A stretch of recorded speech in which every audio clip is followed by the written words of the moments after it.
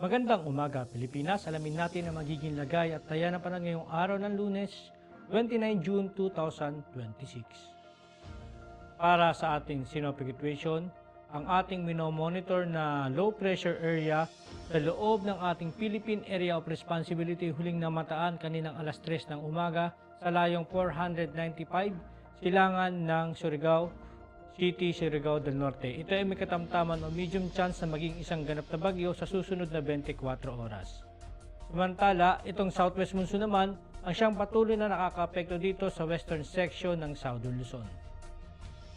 Dahil dito, asahan natin ang general area forecast. Ang buong Bicol region at ang Mimaropa ay makakaranas ng maulap na kalangitan na may kalat-kalat na pag-ulan, pagkulog at pagkidlat. Samantala, ang natitirang bahagi ng Luzon, partikular na ang Metro Manila, ay makakaranas naman ng bahagyang maulap hanggang sa maulap na kalangitan na may pulo-pulong pag-ulan, pagkulog o pagkidlat. Samantala, ang buong Visayas, partikular na dito sa may Caraga, ay asahan din natin na maulap na kalangitan na may kalat na pag-ulan, pagkulog at pagkidlat.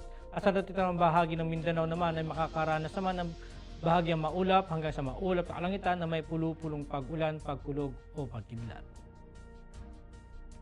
Para naman sa ating flight level wind chart, asahan natin dito sa 2,500 to 5,000 feet na mas dominante pa rin ang southwest monsoon o southwesterly wind flow.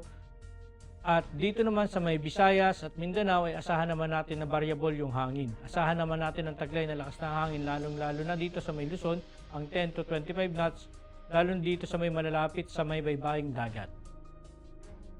Asahan din natin dito sa 10,000 feet to 18,000 feet na mas dominante pa rin ang southwesterly wind flow dahil sa southwest monsoon. At dito naman sa Visayas at Mindanao ay asahan naman natin na mas variable pa rin ang hangin. Ngunit asahan natin na mas malakas naman ang hangin dito sa 10,000 to 18,000 feet na maaaring umabot ng 30 knots ang pagbugso ng lakas ng hangin.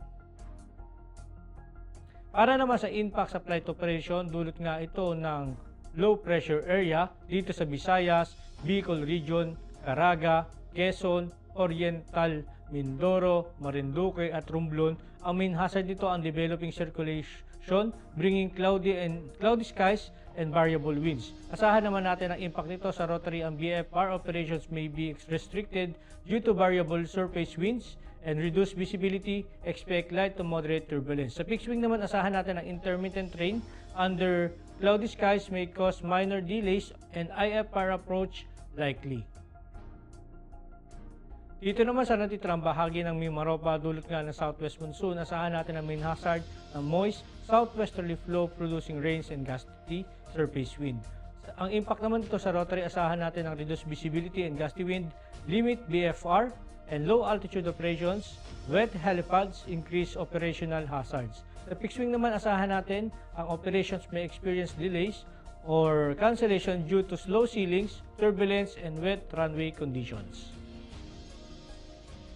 Para naman sa natitirang bahagi ng ating bansa, partikular na Metro Manila, dulot naman ito ng localized thunderstorm.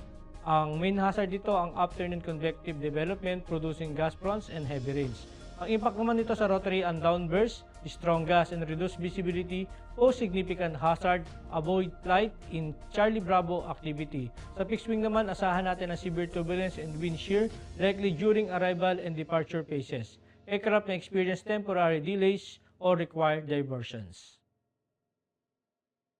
Para naman sa ating astronomical information, ng araw ay sumikat kaninang 5:30 AM at lulubog mamayang 6:29 PM.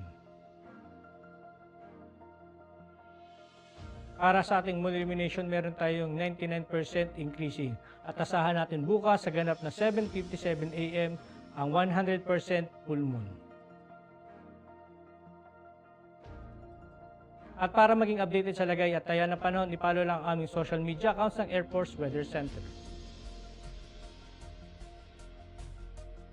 At yan lang po lagay ng ating panahon ngayong umaga at sa ngalan po ng aming commanding officer na si Colonel Hermelino T. Calubiran Jr. Pop Jesse. Ako si Staff Sergeant Edmar B. Sagadraca Jr., Philippine Air Force, Weather Broadcaster ng Air Force Weather Center. Muli magandang umaga at maraming salamat.